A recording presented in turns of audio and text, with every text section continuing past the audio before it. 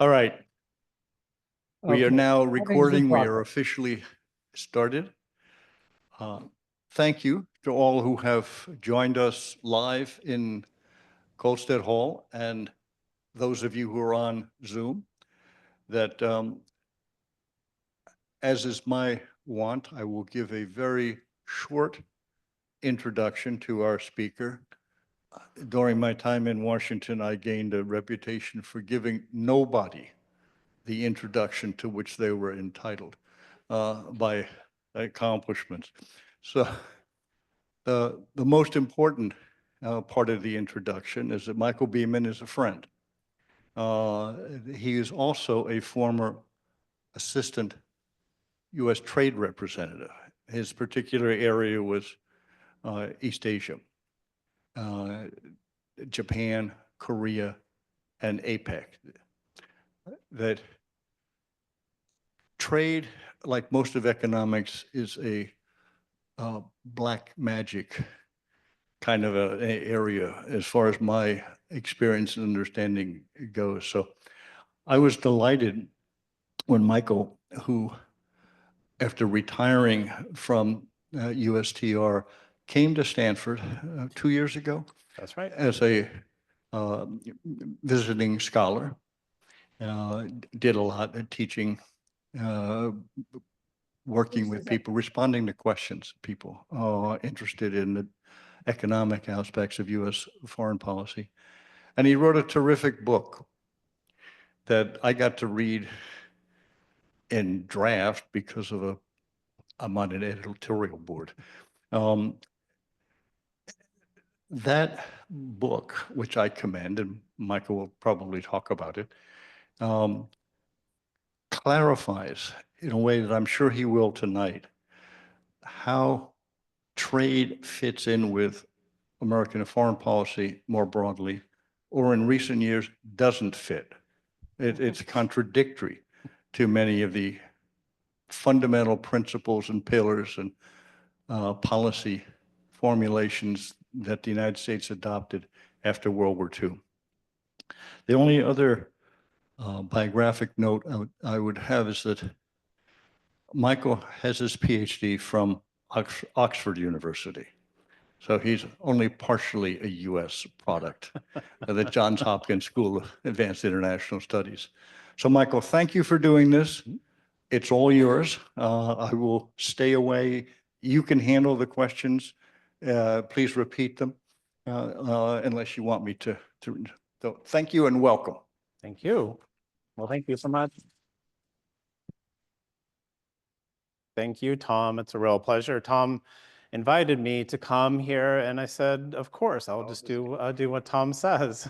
and to his point about being friends, I think I very much enjoyed getting to know Tom over the 2 years I was at Stanford and writing the book, and just having wonderful conversations and talking about things of mutual interest and things that puzzle us all. And I think so much of what is happening in the United States today is puzzling a lot of us. As a former trade official, I was a trade official and trade negotiator for the U.S. government. I began in 2004, and I continued. I actually left for a couple of years and came back to the trade office. So I began in the Bush administration, went through the Obama administration.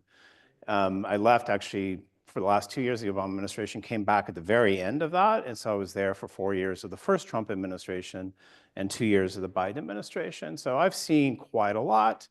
And really, part of what I wanted to do in coming to Stanford and writing the book was to process what was going on, what was washing over Washington. And I really didn't have a clear picture of it other than everything was just felt upside down, at least in the world that I worked, and was proceeding, just becoming more and more upside down in many ways. And so trying to process that was my passion and why I left government and why I came to Stanford to write this book.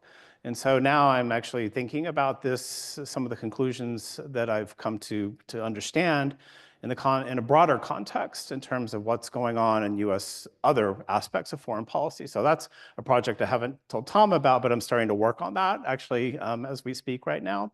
But coming out of an academic career into a government, I wanted to experience it, feel it, see it, touch it, live it, and now I'm hopefully able to reflect that back in a useful way for all of you.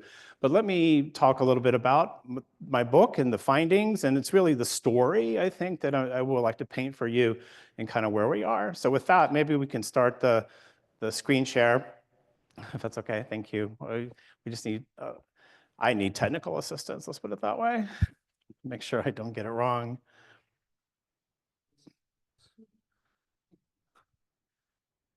Testing the system, perfect. All right, very good. There we go. So I call my book, and I call the talk, and I call what I'm trying to describe walking out. What is walking out? So in trying to understand exactly where it is the US has found itself in this current environment that we're in, as I was leaving government, this is the title that came to my mind, but I didn't have the rest of the book at all. I had to write the whole thing from scratch and suffer every word to get there. But walking out, I think, perfectly describes what we're seeing today and what is going on in the world, and even more, of course, since the inauguration about a month ago. It feels like it's running out at this point in many ways. But let me just go back a little bit in history to make sure everyone understands kind of where we came from. I think it's fair and safe to say that the United States, America, I use the word America typically here, led the global trading order for 75 years. It was a vision that came out of a range of circumstances that started before World War II, really kind of began in the Wilson period, but that didn't really work out for the United States. Was picked up in a big way by Franklin Roosevelt, and his original whole goal here was to emerge from the Great Depression. Roosevelt preached the need to moderate the high tariffs that had been put into place under Herbert Hoover, but also that went back to McKinley and to others that President Trump likes to talk about and how wonderful it is. And it really was a tool to emerge from the Great Depression and to moderate the high tariffs, because what he was arguing here in this campaign speech, so he's on a campaign trail trying to become president, and he talks about the need to consent to the reduction to some extent of some of our duties in order to secure a lowering of foreign tariff walls. So there are a lot of different industries with interests in these tariffs and the rest. So he's being a sophisticated politician. He's not calling for free trade. He's not calling for the elimination of tariffs. But he's saying, we got to moderate this a little bit, because what's going on is we put tariffs up on our own market to protect it, but others have done the same in retaliation, and we have this excess production. We have farm goods, we have excess industrial production, and we can't sell it abroad, and we're not going to get out of this depression unless we can bring some of this down. So this is Roosevelt's kind of entree to more open trade. Essentially, it was really a tool to get out of the Great Depression. Now, of course, it became a bigger vision, though, very much, and it was really in the lead up to World War II, where it took on a national security and a very different kind of context. So this is Roosevelt with Churchill, August 1941, so that date is understandable for everyone, right before the US entered the war officially. And this is the Atlantic Charter, and Roosevelt and Churchill talk about this. This is their vision for the post-war order. If we can win this war, this is what we want to achieve. An endeavor to further the enjoyment by all states, great or small, of access on equal terms, and I want to emphasize the equal terms, to the trade and to the raw materials of the world, which are needed for their economic prosperity. So this becomes a peace statement, a statement of using the trading system to reach equilibrium, it's certainly about equality on equal terms, and to take this vision into the post-war order in order to not make the same mistakes that people have found themselves in the interwar period. So this is where the US inspiration came. It actually kind of really came out of Wilson, but that didn't, as I say, didn't work out. Roosevelt really picked it up first as a tool to recover from the Great Depression, and then as a vision for something much greater to come after World War II. The last US president, I argue, to honor sort of this commitment and this vision is this one, Barack Obama, who very much was in the same lineage line of US presidents from both parties that supported this consensus, supported this vision, supported this goal with a lot of complexity, and I'll come to that later. But now, as I argue, of course, the United States is now walking out on this whole approach. As it does so, it's really walking out on its own vision, but also its own rules, its own practices that are reflected into that system because the US had such a major role in shaping it and such a major role in projecting its own values, its own rules, its own system like transparency, due process, rule of law into that system. And now it's fighting against it. So what is going on? How do we get to this point? Well, first, let me describe what I mean by walking out. Walking out is, I think, maybe familiar to all of you as a protest of some kind, right? You can walk out. Walking out doesn't mean you're done for good. It means you have to make your statement, right? You have to get out and maybe you want to fix it, but you want to fix it in a different way, or you want different terms, or you want different conditions. So it's really walking out in this way. I've done it as a trade negotiator. I've walked out a couple of times. Sometimes you have to walk out. That's the only way to make your point when things are not shaping up the way they need to shape up. But oftentimes walking out also is typically a tactic of some kind, right? It's a negotiating tactic. You're pretending to be angry or whatever, but actually you're just trying to get the other side to agree to what you want in order to come back to the table. The problem is if you don't have a good plan or you don't have a lot of leverage, you're probably not going to come back to the table. And that's kind of, that feels very familiar as to where we are today. There's a lot of feelings and emotions. If you don't believe me, let's talk about some of what some of our leaders have been saying in terms of walking out.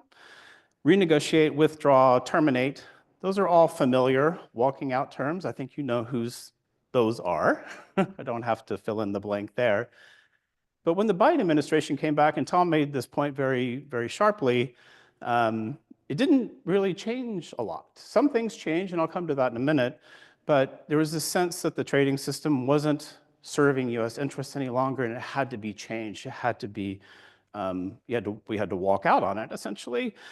In Biden administration, officials would use phrases like this. They would say things like, the trading system is part of the problem, or the need to write a new story on trade.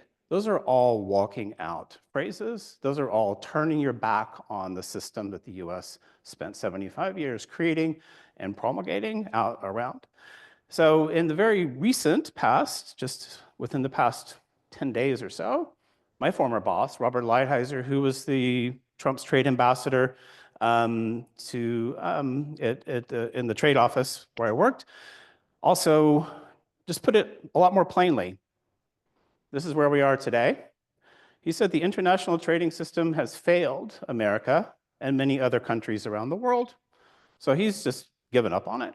Like, we got to blow it up, basically. He called for something else. We have to completely do something else. So as I mentioned, if you're not ready to play by your own rules and you want to change the terms, essentially what you get after you do this long enough, you get a sense that the US is just walking away from its trading commitments and its trading system and everything that it pushed for decades. So on what exactly is the US walking out on? It is walking out on a few things. I don't want to make all of you trade experts, and I'm not going to try. So some of these words will look big and maybe sound confusing, but I will try and walk you through it because I want to paint a before and an after picture for you. And so just think of it in those terms. And the before picture, let's start with the core trading system, the GATT, the WTO, the International Trading System as it came to be known. These are the pillars of that system. The idea of non-discrimination, this is Roosevelt's equal terms. This is this same concept coming from Roosevelt, or actually from Wilson and others before that, into the trading system. So we're not going to discriminate, and other members of the system are not going to discriminate with other members. They're all going to treat them all equally, and they're also going to treat foreign and domestic goods equally, essentially. There's a few exceptions and ways around that, but non-discrimination is a core, and this is very much a liberal principle. You know, if you go back in liberal thought, non-discrimination is pretty central to this. Rules-based, there's another way of thinking about it, but everyone has the rights and has the opportunity. Also, you need a dispute settlement system. You need a way to amicably resolve disputes when you have a trade problem. And then there was this third pillar, which is the idea of continuing to push for open trade over time, you know, gradually and sometimes more quickly, and sometimes not at all, depending if the negotiations could succeed or not succeed. So you had a pretty active agenda, and the US was very much supportive of all these principles, all these institutions, parts of the trading system. This is you know, kind of Truman up until Obama, basically. And here you have a couple of examples of some of the negotiations that were going on 10 years ago. This is like a decade ago, basically, just a decade ago. The WTO also negotiated some rules, which I don't need to go into, but for fair trade of some kind. So this is just one example of that. The US also had a very active free trade agreement agenda. I think you all probably are familiar with the phrase TPP, or Trans-Pacific Partnership Agreement. That was a major trade agreement in the Asia Pacific that the Obama administration was negotiating. The US was also negotiating a major free trade agreement with the EU, which was tough. It may not have succeeded if they kept going, but nonetheless, it was very much on the agenda as part of the vision. The US also had a very active program of providing tariff preferences for developing countries. So what that means is, for products that were generally not made in the United States, and if they were, you could petition to have them taken off this list, but things like plastic buckets or certain air conditioner parts or Christmas tree lights, generally not made in the US any longer. And so developing countries, over 140 developing countries could export those products to the United States tariff-free. Other countries provided this benefit. You know, Japan, even Russia provided this benefit to developing countries. You know, Germany, the Europeans, Australia, Canada, the rest. So this is very much, and this is the before picture of what US trade policy looked like, and a lot of the things that were going on and principles behind it for several decades, basically. The developing country preference program started in the 1970s, for example. That's probably one of the newer things on the list here. So this is not just simply walking out on a negotiation. This is a fundamental shift in US trade approach. So let me describe what that looks like now. So now we have discrimination, not non-discrimination, but the US is discriminating. And it's not just with tariffs, but the Biden administration also, and the Democrats also, strongly supported subsidies that discriminated against imports. So the US is starting to violate these principles left and right, basically, and come up with its own decision for own reasons for doing so. The WTO dispute settlement, you have a dispute settlement system, right, to resolve disputes among trading partners. That system, the US broke and has left it broken, and it has not reappeared. So to the extent that the US is resolving disputes, it's basically deciding itself when it's going to obey, or when it's going to play by the rules, and when it's not. I've taken off trade liberalization because we're just not doing that anymore. That's gone from the list. We are still negotiating rules in the WTO, or at least we had been. So here are a couple that the Trump administration actually joined. I just added that to the list. But when the Biden administration came in, they decided they didn't want to really participate, or they did participate, but they didn't want to agree with other countries on those issues, so it took them off. The free trade agreement agenda that the US had for several decades, starting with Canada in the 1980s, kind of became a focus in a different way. It was really renegotiating trade agreements. So US, Mexico, Canada are renegotiating NAFTA. The US-Korea agreement was renegotiated. And then US-Japan, it was basically taking what was left on the table in TPP and getting some of that back. So it's really about fixing the past. It's really not moving ahead and moving forward, basically, about fixing errors that people see with the trading system. The Trump administration did begin a couple of kind of new style free trade agreements, one with the UK and one with Kenya. So they did begin to kind of resurrect that agenda. The Biden administration, though, came in and basically nixed that. So we're not going to liberalize trade anymore at all, even with the UK or with Kenya. And so we're just going to kind of come up with this whole new idea of a kind of a cooperative compact that doesn't really touch on trade. That's why I call it a deconstructed trade agreement. It's a bunch of other priorities that kind of fit into this concept of trade cooperation, really, is what it is. And the Biden administration had a couple of other, put Taiwan on the list and did something with the Asia Pacific. But I think it's safe to say that I've not changed this slide yet, but I think it's safe to say that all this is going to come off, basically, in this new administration. We'll have deals, but there'll be very different kinds of agreements. There'll be, we're not gonna slap you with these tariffs if you buy this much from us or something like that. So it'll be a very different kind of construct. Then for developing countries, Congress is responsible for approving that program of tariff preferences for them, and has for over 4 years now has not been able to agree to renew that program. There's one with Africa coming up, another program coming up soon for renewal. I don't think it's going to happen, and I'm just going to take that off the list. So this is the after picture. This is where we are now, and probably all that will be maybe gone because, I mean, okay, let's say we have the NAFTA agreement, right? We have the USMCA is what it's called now, the renegotiated one. But if you're putting 25% tariffs on Canada and Mexico, there's no more agreement. You're just blowing it up, basically, to my point about this is all probably about to disappear or could easily disappear in the coming months. Why is this happening? This is the question I was trying to struggle with, and so let me provide my attempt to answer the question.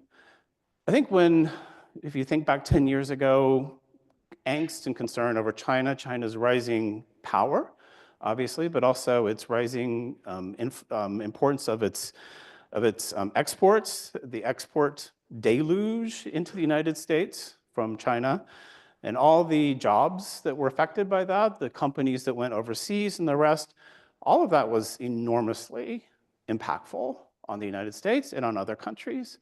So I think China is was a commonly cited reason for why the US had decided it had to go its own way. But if it were only China, I think this would be a much more simple picture, because it's not. China was very important. It is very important. It had a lot of impact on what's happening today. But let me talk about some of the other justifications that the Trump, the Biden, or both of them have used to walk out.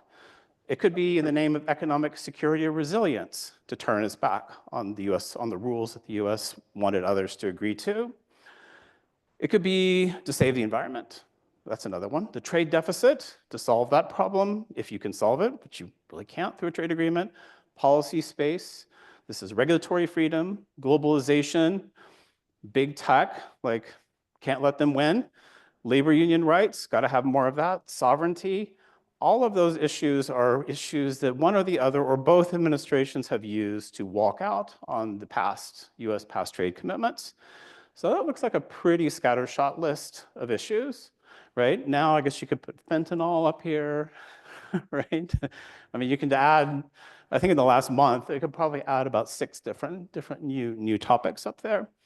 But as much as it looks like it makes no sense at all, if you just draw a line across the middle, then the picture becomes clearer. What is going on here? So the top part are really issues that the progressive left and the new right, who is the Trump right, I'll call it that, have used to argue that the US has to walk out on the trading system in one way or another. So they both share concerns about China. I share concern about China, so that's not unusual. Globalization, sovereignty, the trade deficit, all those have been used by both sides to argue to do something differently. This is where there's alignment. And the alignment is in us, as in the United States, versus them, as in foreign trading partners. So this is where you get a commonality. This is why Bernie Sanders sounds like Donald Trump when it comes to trade. This is exactly that picture right there. On the bottom, however, you have a whole different situation going on. You have domestic. These are domestic battles and squabbles over rules. I'm not sure if this is paused or not. I don't want it to go away. So let me just make sure it doesn't go away. All right, I think it's okay. Yes, okay, it's stuck. The policy space you may not understand, but this is really regulation and whether regulation is serving the American public or it's serving certain interests, basically. Labor union rights, got to have more or maybe not have as much of that. The environment, I don't need to say anything more. Huge domestic battle going on over the environment and its significance. Big tech, also there's a little bit of alignment, but mostly a lot of disagreement over how to approach that whole issue. So what you get here, these are all issues that are put into trade agreements to reflect the US, I talked about before, reflecting US practice, reflecting US rules, reflecting US approaches and procedures where we cannot agree with ourselves anymore, no longer can agree, and we're fighting over this, over the status quo, basically, in one way or the other, depending on which side you're on. So this is where you get huge disagreement in trade policy. This is why Biden and Trump sound very different on trade, or Sanders and Trump sound very different. Need for more labor union rights, need to focus on the environment, need those kinds of issues. So you have this alignment and you have this proxy battle going on at the bottom, essentially, where instead of building on the rules the US added, it's now fighting over them, fighting over all of them. So that is the kind of the algorithm, if you will, to get to the next point. You may or may not agree with this phrase, that America is exceptional, but I think we can all agree with this phrase. America is exceptional, wait for it, in the nature of its political divide. So poll after poll shows the US off the charts on political division, political polarization, and well, I don't need to tell you all this because you're paying attention to what's going on. But what this means when you set this is really, to me, what is really causing and driving this whole picture that I just showed you a second ago. Let me explain. How is that? Well, if you think about what polarization does, if you have it for kind of a long period of time, it's become pretty chronic now and pretty deep. You have a situation where you have zero-sum beliefs. Each side is coming up with their own very sharp zero-sum belief. And what is zero-sum? Zero-sum is the feeling that the gains for one side, the gains for yourself, the gains for your group, the gains for your company, for your country are coming at the cost of others or coming at your cost if others are gaining, basically. So if you have this situation, what does that do? It leads to people, it helps to feed populism, because what is populism? Populism is dividing the world into groups, right? It's the pure versus the corrupt of some kind. Those that are against us and those that are being corrupt, being influenced by corruption. It also feeds nationalism in many ways, because what is nationalism? Well, it's about your national identity, but it's also about sovereignty, and sovereignty is a huge issue in this whole discussion. The US has negotiated all these agreements, and now it's complaining it doesn't have its sovereignty anymore, basically. So This is what happens when you have polarization. You have these zero-sum kind of game that goes on, and you have divide the world into groups, and you are focused on things like sovereignty and having your own rights. The rules-based trading system, when you set it apart from what the rules-based trading system is, looks very different. In fact, it's almost the polar opposite. What is rules-based trade? Well, it is the idea that there's a positive sum game going on, that you gain, others may gain more than you gain for a period of time, but everyone's gaining. Rising tide lifts all boats. That's the whole point. It provides stability to the trading system, to the world, essentially. That's the point. To the extent to which there is a disagreement among one pole or another pole, it's really typically between developing countries and developed countries. Developing countries feel they should have less obligations, fewer obligations, and developed countries are focused on trying to get the most they can from developing countries. This is where the real divide is on this and the rules-based trading system. Rules-based trade also is focused on what? Facilitating peace. This is very much Roosevelt's vision for the system. And how do you facilitate peace? You negotiate commitments, right?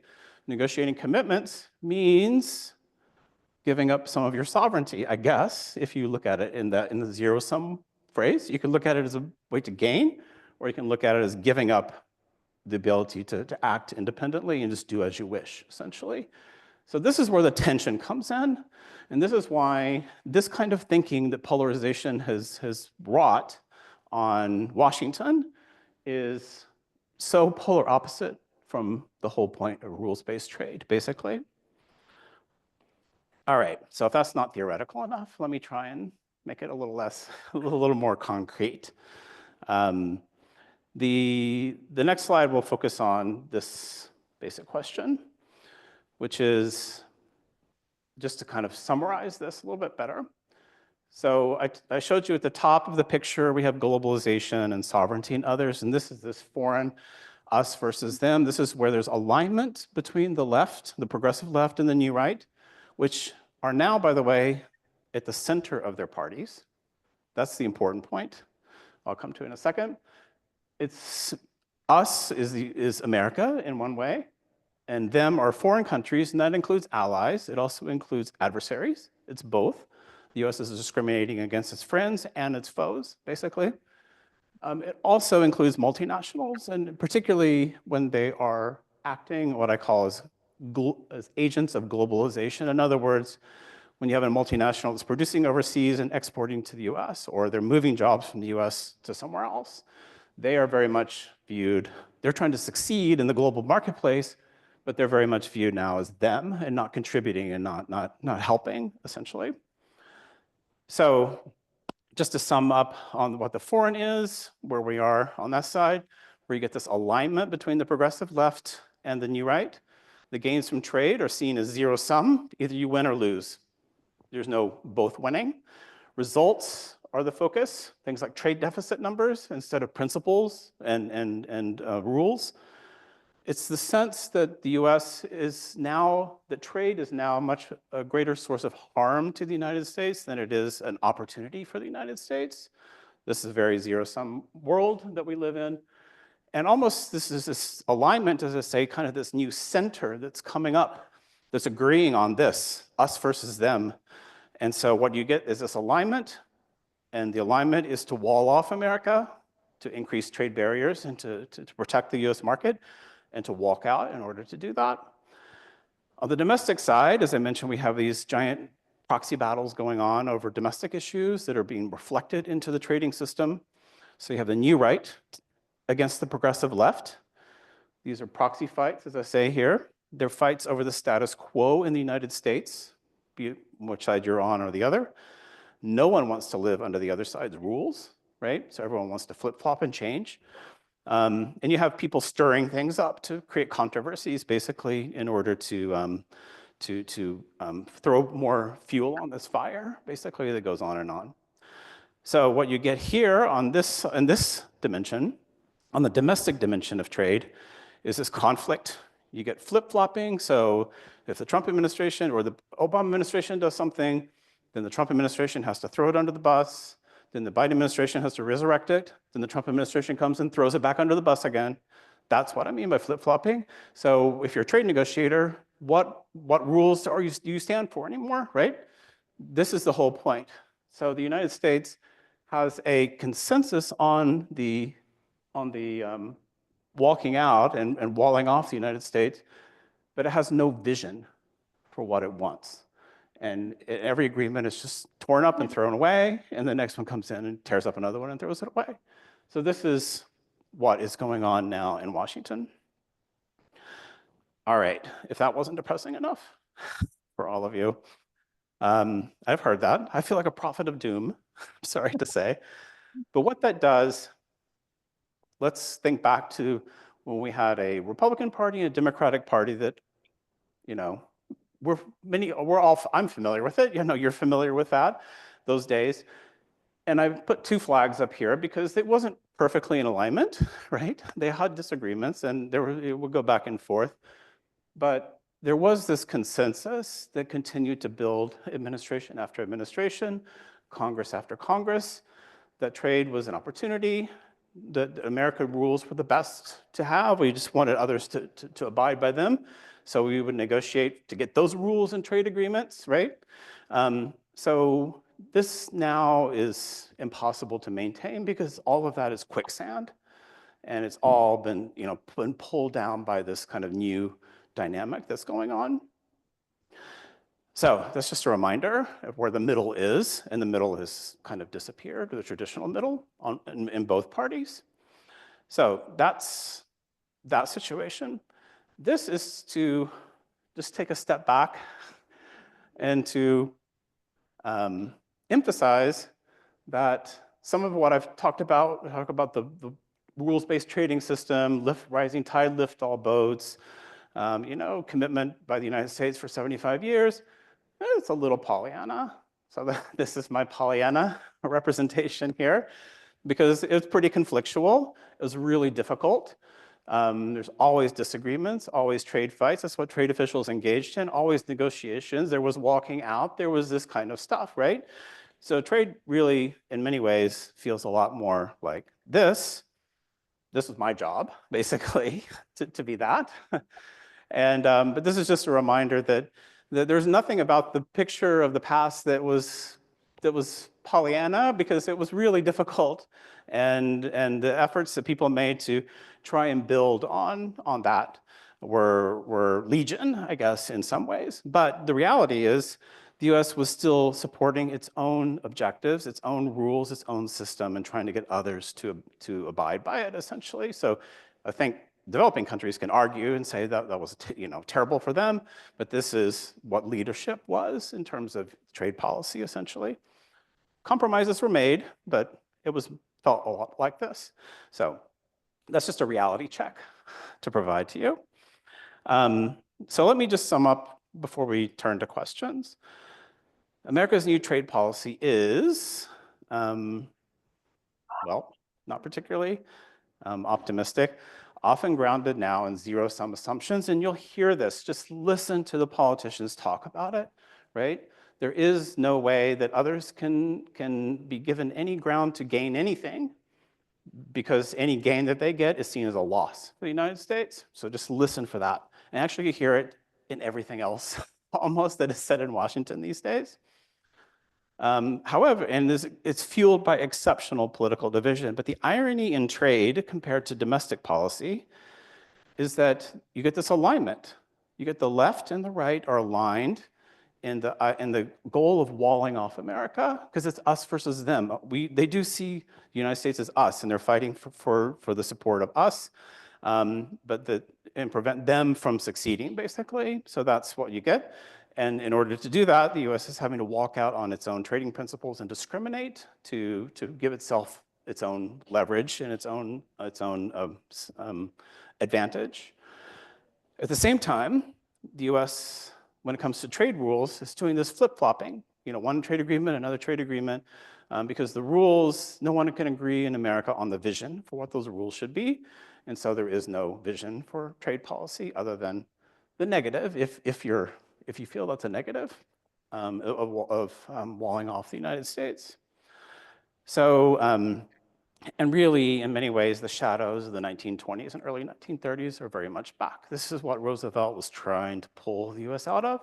It's like a Great Depression, took a threat of a war, took a war, a world war, to undo all of the negative energy that had been built up back in the from the late 1800s into the interwar period, and then to create a new order that the US created. But now everyone wants to go back there, basically. So that is depressing. Some implications. This is America's new normal for now. I say it's supercharged in this Trump administration. I made this slide before the election, but I mean, had it been Harris, we would have continued to go in the same direction, I'm absolutely convinced, but it wouldn't have been like that. It would have been much slower and much less conflictual. Now we have 18 Mack trucks coming down the highway, mowing over almost everything that's standing, it feels like, right? That's what's going on now. Once you put this in place, once you add the protection, once you blow up the system, you deconstruct it, however it is, it's very difficult to unwind that later. It took, as I say, a depression and a world war for Roosevelt to really be able to kind of give that the focus. There's little consensus on a new vision, as I said, for the United States. The US will continue to be a drag on the international trading system. I think the trading system is already in trouble. The trading system is already very difficult, but the US is really just dismantling it piece by piece in its own way. So that whether through new tariffs, which both Trump and Biden did, discriminatory subsidies that Biden did as well. I cannot begin to tell you how many foreign relations challenges and problems and issues this raises. And this is even before January 20th of this year, when the US was doing these things, be it tariffs, be it trade agreements, be it subsidies. It really brought up a lot of work under the surface that was going on, where US was really, these are the kinds of things that I, as a trade official, would have gone after a foreign country over. So sure enough, when the US started doing this, foreign countries are coming after us, basically. And it really created a lot of irritation in relationships, both foreign relations and trade relations, both. Obviously, major nations feel they have to respond, so they have to retaliate, so we have that. But then they also may feel much looser with their own rules and their own, the ability to kind of go their own way. They have their own public to answer to. They have political issues. They have constituencies to have to appeal to. So as soon as the US, as a leader of the system, is blowing it up, others feel much more entitled to do the same, essentially. So this is what I call the race to the bottom. A real question is, can the system be saved in some fashion? Because unlike Lighthizer comment, or when he wrote his op-ed about 10 days ago, arguing that the US, but some other countries weren't really benefiting from the system, I mean, I don't think that's the international view. The international view is that the US is messing with the system that they actually appreciate, and as difficult as it is, we're want to support in one way or another. So it's really up, China's not going to do that.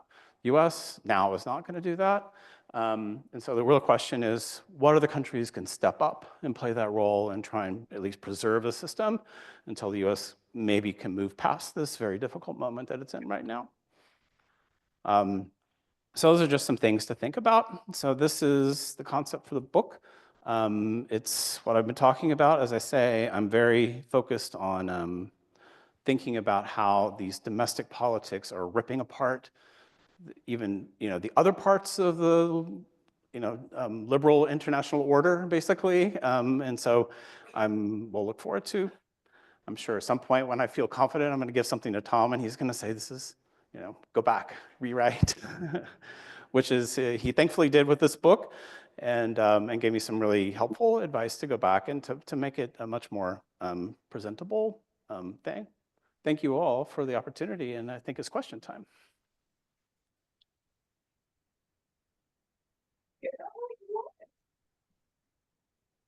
Give you a chance to get your voice back a little bit. Thank you. I should stand in front of the camera. We need one technical intervention so that the camera will come back to life. We will, not every question, but move back and forth between Zoom and in the room.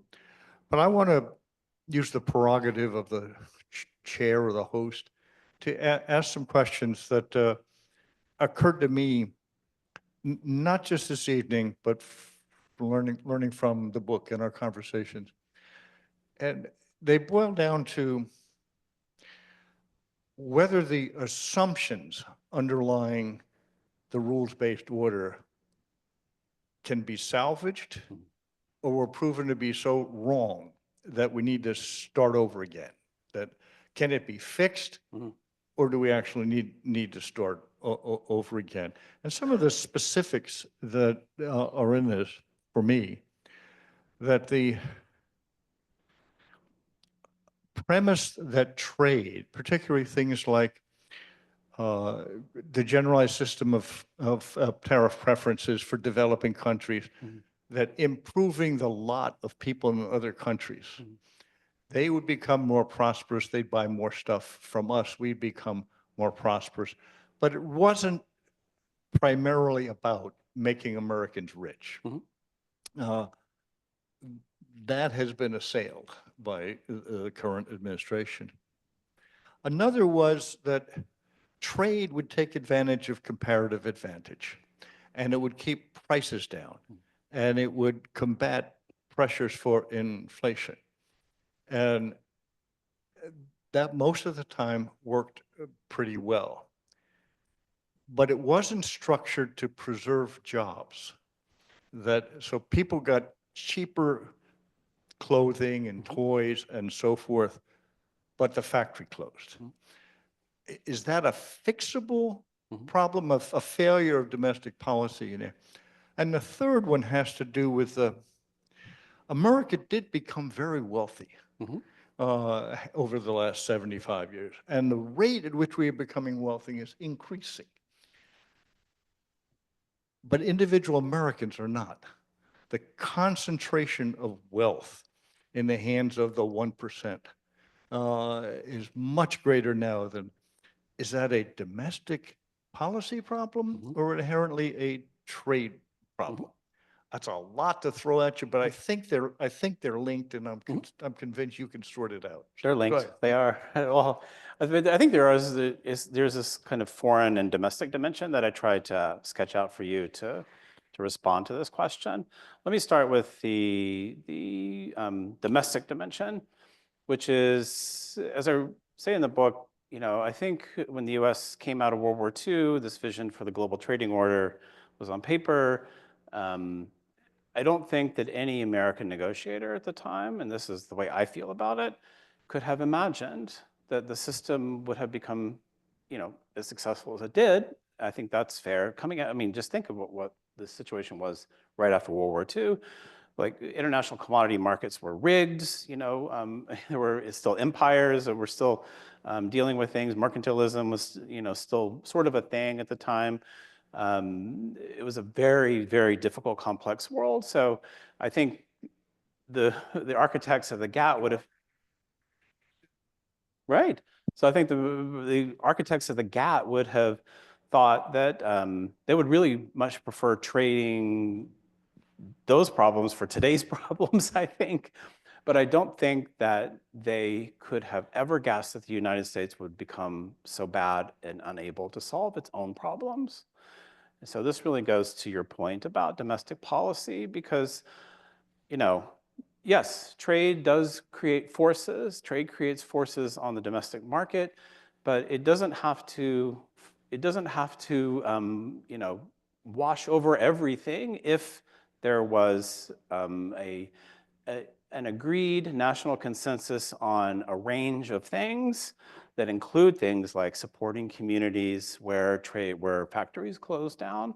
That includes things like, it can be even, universal health care. It could be reducing the cost to businesses of having to provide health care by putting it on the government, and so the business can have can produce more cheaply, for example, potentially. It includes things like taxation rates and the rest. But I think we all know that everyone is fighting over these things, and we keep going back and forth and not able to come to agreement. And now the polarization has gotten so bad, so you can't even agree on even a compromise bill that gives this group this and this group that, because we're now in this zero-sum world where you get it all, or you're going to get nothing to the other side, basically. So we are in a very dark time, I think, when it comes to being able to solve our own problems. And I think the trading system, there's only so much you can do. And the Biden administration answer to the trading system, of course, was to increase some tariffs, which it did, but also was to throw money at the problem and to have an industrial policy, to make more electric vehicles, to make more semiconductors. The Republican version, so this is where you get the divide domestically, is to cut corporate taxes, or to raise tariffs, not to dole out more money to individuals or companies, but rather to, well, you dole it out through a tax break, depending on how you look at what a tax break is, basically. So I think that breakdown has really become so severe that we're just living in this world where everyone can only look at trade as the answer, and raising tariffs and building walls, basically, is the only way to kind of solve that. And that's where you get the consistency in approach on both sides. So I think that's the way. Is the global trading system fixable? Well, I mean, or does it need to be redone? This is actually what Lighthizer was arguing. And I think we may be at the point now where it has been so delegitimized by the new center, which are the progressive left and the new right, which are now the center of their parties, that it is going to be really hard to build that consensus back based on the rules as they are now. So Lighthizer is actually arguing for balance, basically. So we're going to get a few countries together, and we'll lower our tariffs to each other, have low tariffs. But if things get a little out of balance, we can raise them back up again, and sort of have this dynamic, change in approach. That's not exactly the way I would do it, but I do think we may be at the moment where the U.S. may need to create its own WTO, a new WTO. Basically, everyone can stay in the old WTO. The U.S. can have its new WTO with those that it wants to trade with, and it was going to get preferential access to, which is kind of what we tried to do in TPP, sort of, which was very much like that, but couldn't get through Congress. And then Trump tore it up, basically, and we withdrew from the agreement because we can't agree with ourselves on what those rules should be. This is the fundamental problem. So even if there should be a new system, or can be a new system, I'm not sure that we can agree on what that is. So we are really stuck, I think, in this world. An inability to kind of revive and solve the problem at home, and using very partisan political techniques to, on whatever approach they want to take, but with alignment on everyone agrees on kind of creating more barriers, basically, as the solution. But on the flip side, not being able to agree on what the U.S. wants to lead toward, basically. And just think of all the agreements that I've shown you that we've kind of torn up or redone or whatever. I don't know that anyone would trust that the U.S. would stay in the system that it created if it tried to create a system. So that is a bleak picture. Okay, we have a question from folks on Zoom. And the first question is, what is the power of this quote unquote new left about which you speak compared to MAGA? What is the power of this new left about which you speak compared to MAGA? So what is the power of the new left, or the progressive left, which I talked about with the MAGA movement, which is I call the new right? There are differences, and I've tried to sketch out some of them here. Obviously, they mostly revolve around visions of things like the environment and economic policy. But I was watching a hearing for the new U.S. Trade Representative who's nominated and will probably get voted maybe as soon as tomorrow out of the Senate to take his position. And it was interesting listening to the questions coming from Elizabeth Warren, who's on the committee, the Senate Finance Committee, to the nominee. And it wasn't like, really, are you really all for these tariffs, right? It wasn't, what Trump has promised all these tariffs, right? 25%, 10%, and 100%, and whatever. It wasn't, her questions weren't does this make sense for the United States? It was like, how are you going to do this? It wasn't a sense of challenging the fundamental assumption. They are pretty, I mean, they almost speak with a collective voice sometimes on trade, coming from both these very sharply polarized sides of the aisle, which, as I say, are now kind of driving the mainstream in both parties.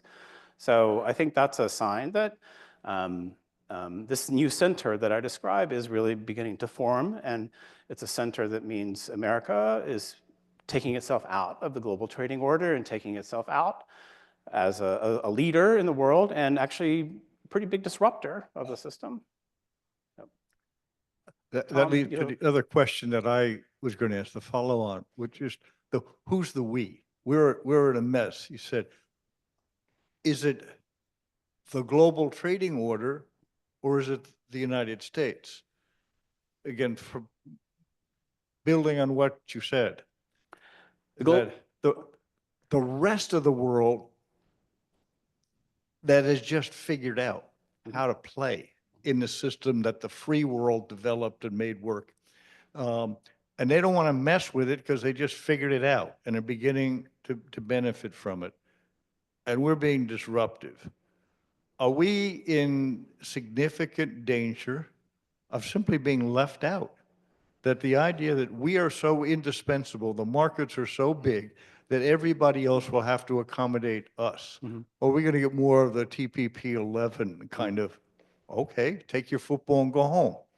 Yeah, it's both. I think, if you take a reductionist view of what President Trump or others on the progressive left say about trade and how it's harmed America, and no one is talking about exports, right, at all, virtually.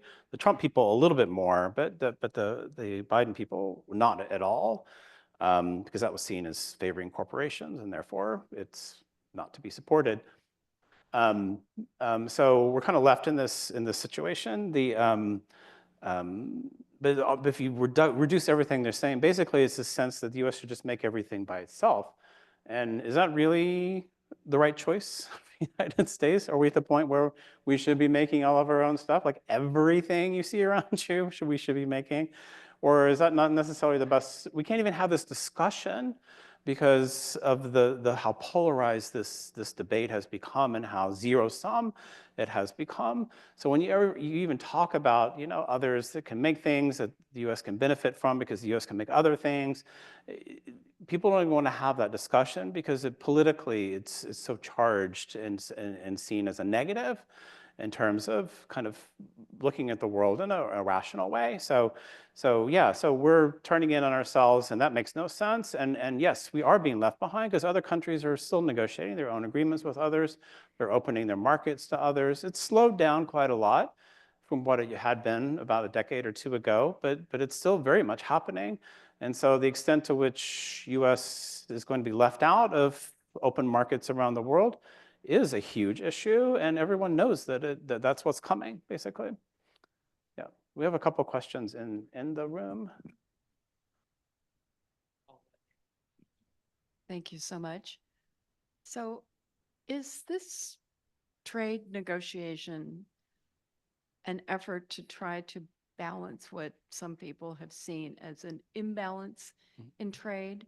And the second thing, if we close everything off and do everything vertically, what are we going to do when we need critical minerals that are not available in the United States?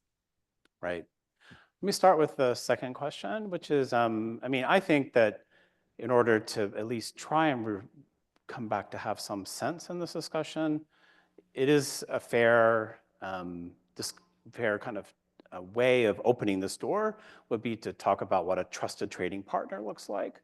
And I think there are ways you could define what a trusted trading partner should look like. And in a theory, this is kind of what the origins of the trading system with a few countries sitting around the table were kind of viewed as, whereas over time, everyone became a member of the system and you don't really trust it, and the tensions became very high. So I think that there is a way of having that discussion, but it does you have to cross this threshold of admitting that the US may not be able to do everything by itself, and maybe it shouldn't be, or are we going to go take Greenland to make up for that, basically? So maybe this is, or take out of Ukraine or whatever it is in order to make up for it. So that's probably a world that I thought we had left behind. I think we all thought we had left that behind, but it seems like maybe we haven't, which is kind of the shocking thing. The balance, yes, absolutely. I mean, the problem, and this is what economists are, their heads are exploding around the world right now with a lot of the stuff they hear, because as intuitive as it is to say that there's a sense of imbalance because the US has a trade deficit and others have a trade surplus, that actually is not something you can negotiate away with a trade agreement. I mean, you could like completely shut off your country with devastating consequences to the economy, to the stock market, to everyone and everything. But so you could do that, but in order to come up with it, the more we're going into debt, let's put it this way, the way it's a fiscal imbalance issue. So the more the United States is going into debt, the more its trade deficit is going to expand. So if we're going to continue to have tax breaks, we're going to continue to do that. The trade deficit is not going to go down, it's just going to go up, basically. So the question is, where is the imbalance coming from, and is that something that's a crisis or needs to be addressed? A lot of people have very different opinions about that. Economists do as well, but is it detrimental? Is it actually, it's like, you know, it's like investing money to buy your home, right? It's maybe good for you in the long run, but you're going deep into debt in order to do that. So there's many different views about that. So I won't get into all those, that complicated thicket. But certainly, just one point, simple point I can make. President Trump has talked about reciprocal trade. And I think we all agree, and this is what trade officials fight for, is equal terms or equivalent terms to be able to trade, right? Whether it happens or not. A free trade agreement, ones that the Trump administration has turned its back on, is a reciprocal trade agreement. If all countries take their tariffs to zero, you have everyone is at zero. So that is reciprocal trade. But that is not what's going on here. That's really not what this is about. This is really about increasing tariffs for all the reasons I just explained. So you know, the point is to restore balance. Is it balance in treatment, which you can get down here at zero tariff? Is it balance in the trade deficit, which you're not going to get until the US solves its fiscal imbalance problems, its big macro fiscal imbalance problems?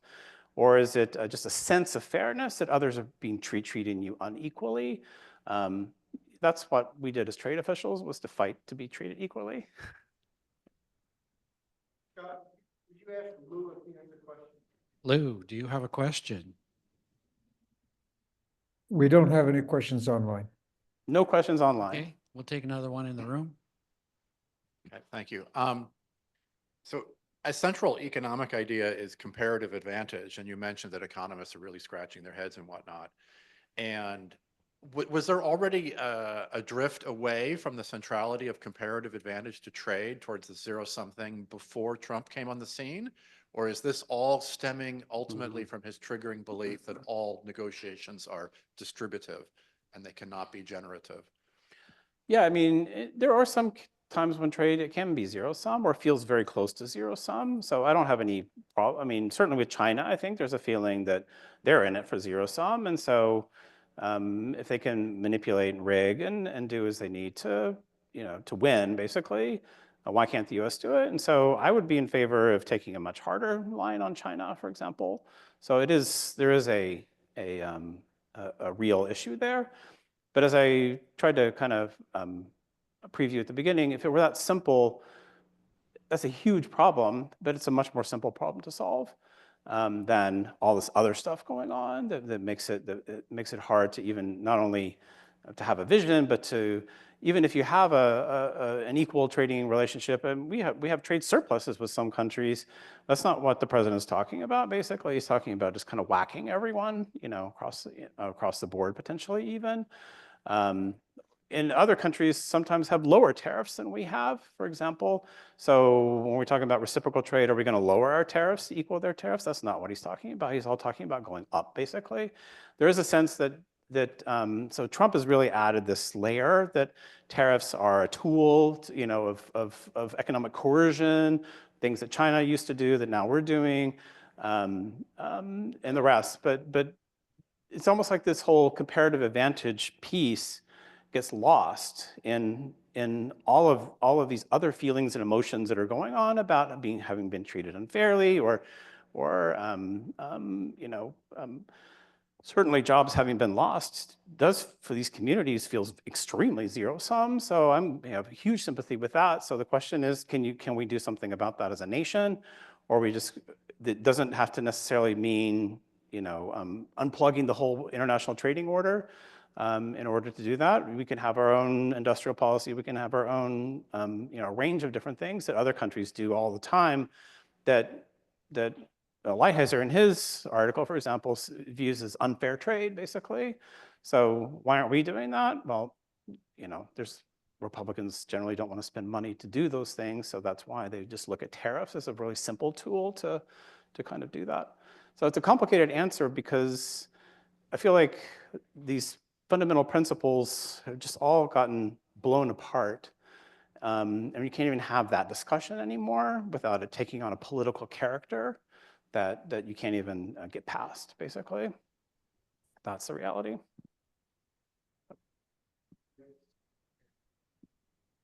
So I have a question. I have a question about China.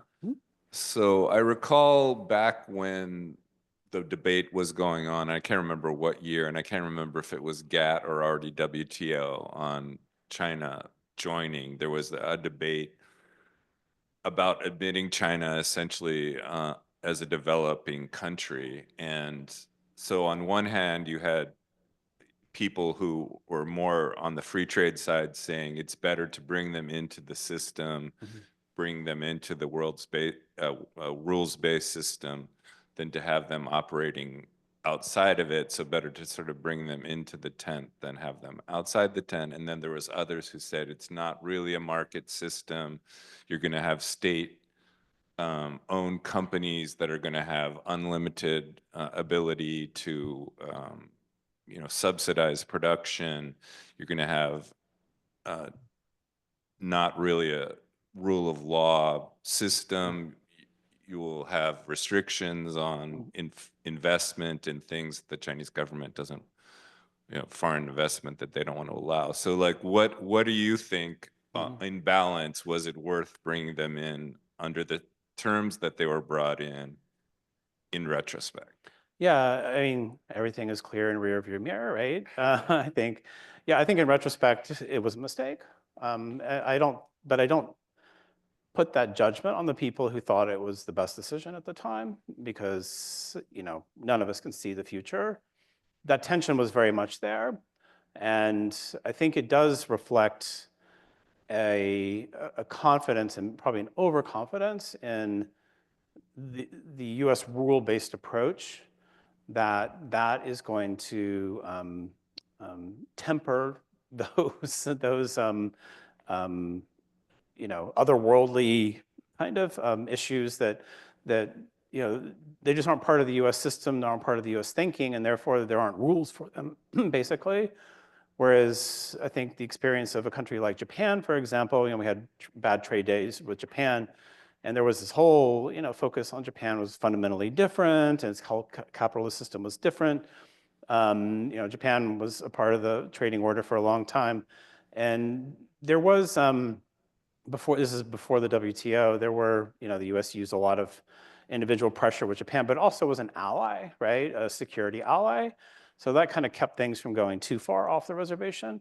So there is something to be said that, allowing a country like China to come in, but not having, that other piece, they can kind of sign up for what they want to sign up for and manipulate it how they want to manipulate it. And certainly it helped China. And there are economists who argue that it actually still helped the US. I mean, they talk about economic welfare. It has to go with these cheaper prices and the rest. I don't think whatever economic welfare the US gained from that, I don't think it was worth the harm that also ensued. So I do think that there is more of a zero-sum kind of calculation in that world, when it comes to finding a different kind of relationship with China on trade. Yep. But I do think it was, in retrospect, a mistake. Yep. Have anything? Anything, Lou? No, You decide. Oh, please, yeah. That's nice. You stop say next. I'd like to say something on behalf of the Walton family that owns Walmart. Mm. Uh, So if you look at the stages for Russia, China, and Japan, you have to use, well, we should use the historical context from when there were colonies to the neo-colonial and now this, rising of the global South. Mhm. So in the context at each stage, whoever is looking for the advantage, if the advantage is not already predetermined, right? Different people benefited at different stages. And so at each stage, you know, they think through, well, we do want to take advantage of the cheaper labor because you know, the Soviet Union's revolution was a worker revolution, okay? And there's obviously that very big contradiction of, remember, somebody used to say peaceful coexistence, and at one point, Russia was brought into the G8, and we haven't settled that. How do you have different values Right. and government and economic systems and figure out how to trade between them? Mhm. Maybe it's not impossible Mhm. if you have a vision that when you use purchasing power parity, Mhm. who has adequate food, who has water, and who doesn't. So I think we're still grappling with the difference between what the Industrial Revolution produced for the West, and then the period of colonization, and then now making up for the, you know, who came up with developed and developing? Because we have a whole cultural and historical gap between who defines Right. the agricultural wealth that India and China used to have before the West had the industrial and then capitalist development.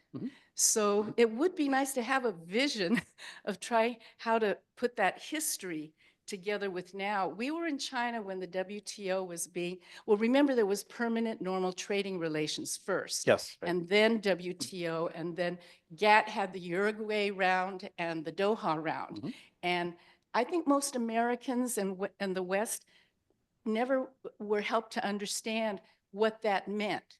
I agree. Why Uruguay and Doha stalled.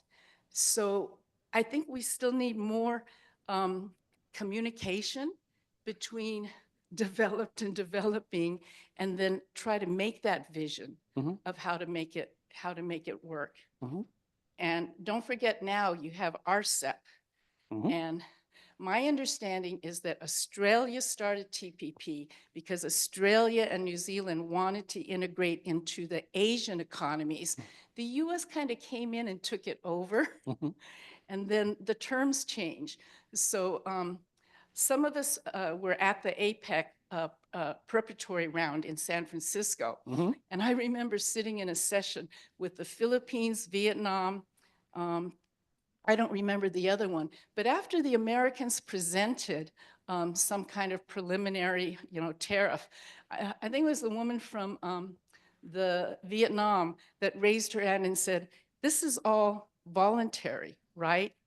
Because the U.S. wanted to put tariffs on the catfish that Vietnam would export here to the U.S. How much and at what price? And so people didn't feel they were on a level playing field. Right. Yeah, no, there's a lot you raised in there. And right, I think it's fair to say that, as I tried to make clear in the beginning, the trading system that came to pass really reflected US principles and values and rules over time, and more of that. And it was flexible, but probably maybe not flexible enough for certainly the developing countries. However, I mean, this is what it's called in the WTO, so I will just use those terms. Of course, they always saw the trading system as, they were catching up, and these weren't our rules, and we still want to benefit from it, but you have to cut us slack, basically, because we have a special circumstance and special situation. And yeah, I mean, that was the discussion that always, the idea was that over time, one of the failures of the WTO, however, was that as countries actually did come up, they didn't necessarily have to get rid of their special status. So countries like literally as of, and this is something I think I agreed with the Trump administration when they raised it in the first term, countries like Singapore, countries like South Korea were still using developing country status in the WTO. So there was a cutoff point where you have to say, wait a minute, right?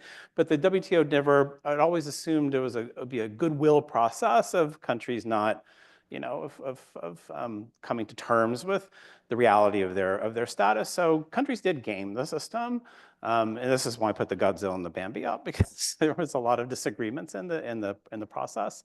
Right. Yeah, APEC is a voluntary process. I'm not sure what that particular discussion was, because the tariff wouldn't have been.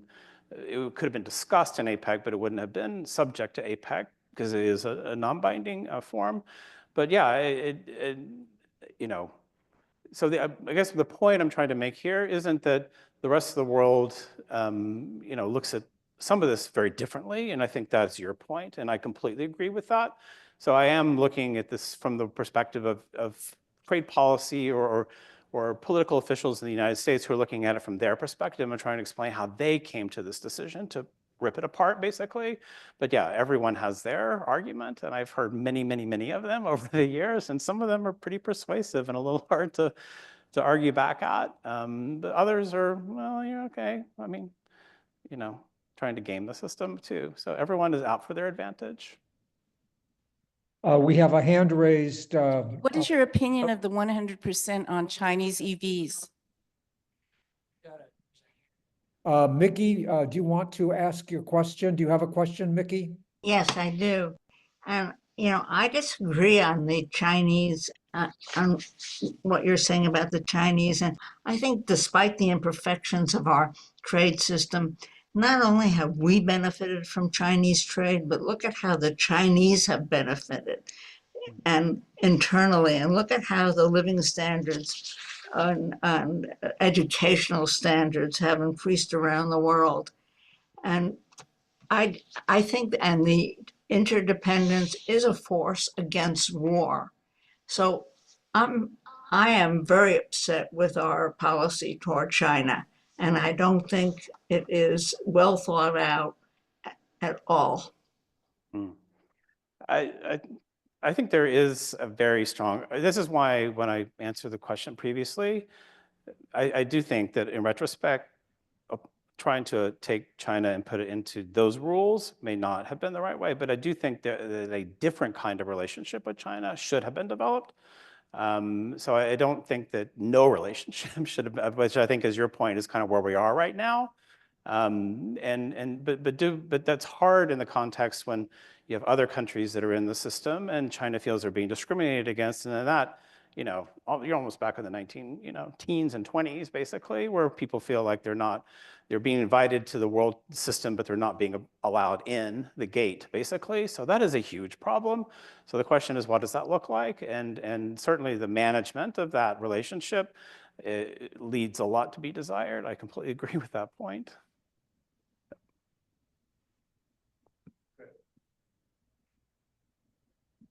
I have sort of a speculative question, which I'm not even sure I understand how to phrase, but you were talking about trade agreements. One of the things that happens is they bring down inflation, because we're avoiding tariffs causing inflation, and comparative advantages bringing down inflation. It just triggered me to think about the Fed, which actually has two mandates, which is price stability and employment stability. And then I said, well, how would you do that in trade? But then I realized we've had all these automotive agreements with Canada, and to a lesser degree with Mexico, which have ended up apportioning jobs between the countries. Mm-hmm. So I realize this is very speculative, but do you think in order to achieve more stable agreements or more enduring agreements that we'll see some sort of movement in that direction, or is that just too complicated? At this point, with tariff threats being thrown around, it's really hard to see where it will land. Maybe in a year, we'll have a better sense of exactly how serious this is all heading. I think it's pretty serious. I think that the idea of trying to write tariff revenue in as a way, as an offset for other government spending, is a reflection of the desire to have higher tariffs with the world, basically a higher US average tariff. So it's really hard to say what that looks like until we see who it's going to impact and how it's being implemented and whether there's a giant domestic pushback against it, basically. But one of the things that as a trade negotiator or in a trade official, not one time, and I really mean this, I know what economists say about trade and comparative advantage and bringing down inflation and efficiency and the rest. I cannot recall one conversation I ever had in the context of me doing my official duties that used that as a reason to pursue a trade agreement. It was always about, because the US did generally tend to have higher tariffs, or there was a desire to reflect US rules into the system, right, in values and the rest. It was all about exports. It was all about opening markets. It was all about getting them to reduce their tariffs, reduce their barriers, reduce their whatever, so US can get in, basically, and have more equal terms. So that's what's kind of been blown apart in that context. Yep. We have a question on Zoom as follows. How useful to the US is Russia as a trading partner compared to the usefulness to us of, say, the EU? So it's Russia versus the EU. How useful are they as trading partners to the United States? All right, so the question is how useful, if you take Russia as just take it on its face as a trading partner for the United States and what it brings to the table, and you take the EU as a trading partner, what it brings to the table, how does that wash? Is Russia is maybe, looks better, or the EU look better? I mean, Russia's primarily what you would get out of Russia are going to be minerals, but pretty much oil and gas. I think I don't think there's a lot of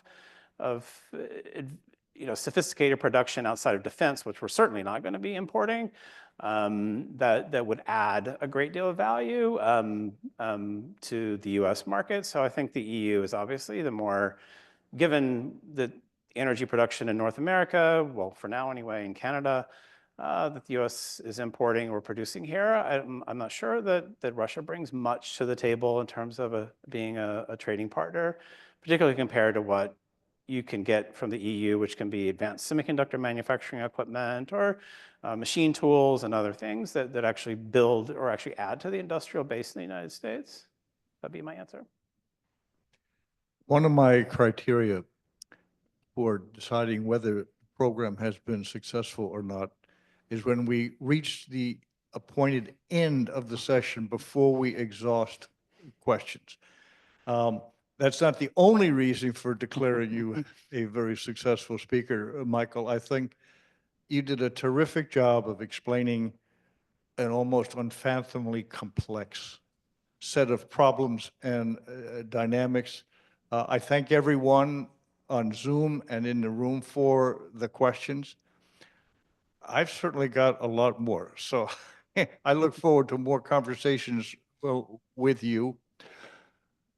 Next week, I will be away. Diane Allen will be hosting.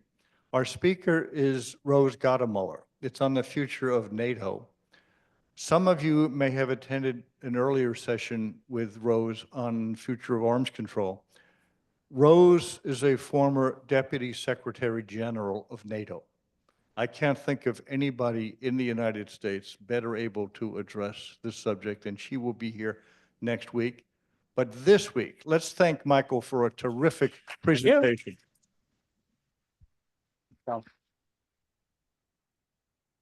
Lou, do you have anything else before we call it a day?